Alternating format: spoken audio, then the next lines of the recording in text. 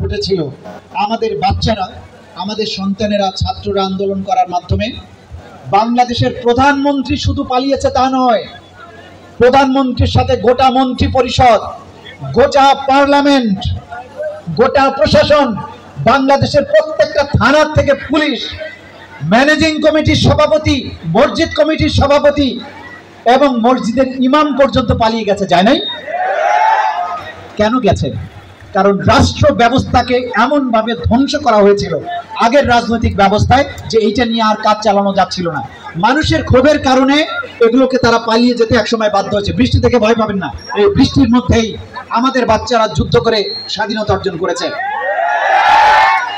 তারা এপিসির উপরে, যে পুলিশ, যে বিজিবি আমাদের জীবনের নিরাপত্তা দেবার কথা ছিল, তারা আমাদের বাচ্চাদেরকে হত্যা করে এপিসি থেকে ফেলে দিয়েছে নিচে। ফেলানি আসহাবুল ইয়ামিন, তার মামলা আমাদের কাছে এসেছে, আমরা দেখেছি সেই ভিডিও, বাংলাদেশের সব মানুষ দেখেছে। এই যে একটা রাষ্ট্র বারবার স্বাধীন হতে হচ্ছে, কেন কেন প্রয়োজন হয়েছে? কেন একটা রাষ্ট্র এত রক্তের বিনিময়ে স্বাধীন হওয়ার পরেও আমার উপযোগী একটা রাষ্ট্র হলো না? কেন একটা রাষ্ট্রে, এই যে আমার একটু আগে বলেছে যে কেন মেধার ভিত্তিতে আমার চাকরি হয়েছে, আমি আওয়ামী লীগ করি না, সেজন্য তার পুলিশ ভেরিফিকেশন সঠিকভাবে যায়নি, সে চাকরি পায়নি। এই রাষ্ট্রের জন্য 30 লক্ষ মানুষ জীবন দেয় নাই। যেহেতু এই 30 লক্ষ মানুষের জীবন দান একবার ব্যর্থ হয়েছে 53 বছরের মাথায়, আবার 2000 মানুষের জীবন দেওয়ার মাধ্যমে তৃতীয়বার আমরা স্বাধীন হয়েছি। আপনারা কি বারবার এরকম স্বাধীনতার জন্য জীবন দেবেন নাকি দেশটাকে ঠিক করবেন? তাহলে আমরা আজকে এই দেশটাকে ঠিক করার লড়াইয়ে নেমেছি। আমরা প্রশাসন, আমাদের বিচার ব্যবস্থা সবকিছুকে ইনশাআল্লাহ ঠিক করব। আমরা এই দেশটাকে এমন ভাবে গড়ে তুলব যেইখানে রাজনৈতিক মতপার্থক্যের জন্য কোনো কাউকে হয়রানি করা হবে না, কাউকে মানবাধিকার লঙ্ঘন করা হবে না, কার প্রতি অবিচার করা হবে না, অন্যায়ভাবে মৃত্যুদণ্ড দেওয়া হবে না, কাউকে জেলে নেওয়া হবে না, কাউকে বাংলাদেশ থেকে বাইরে পালিয়ে যেতে বাধ্য করা হবে না। সেই বাংলাদেশ গড়ার জন্য আমরা বিরাট বড় স্বপ্ন নিয়ে কাজ করছি।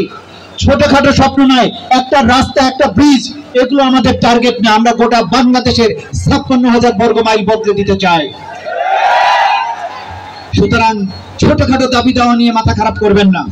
ইনশাআল্লাহ বাংলাদেশকে বদল করা হবে। বাংলাদেশকে এমন পর্যায়ে ইনশাআল্লাহ আমরা নেব যেই বাংলাদেশ ছেড়ে কেউ আমেরিকায় যেতে চাইবে না, বরং আমেরিকায় আমাদের যে সমস্ত মেধাবী ছেলেরা, বিজ্ঞানী, ডাক্তার, ইঞ্জিনিয়ার, তারা যাতে বাংলাদেশে ফেরত আসে, সেই ধরনের বাংলাদেশ আমরা প্রতিষ্ঠা করতে চাই।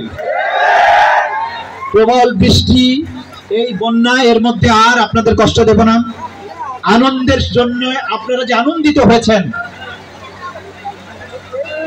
আপনারা যে আমাকে এত হর্ষধ্বনির মাধ্যমে স্বাগত জানিয়েছেন, এই দৃশ্য বহুকাল দেখি নাই। আমি আপ্লুত।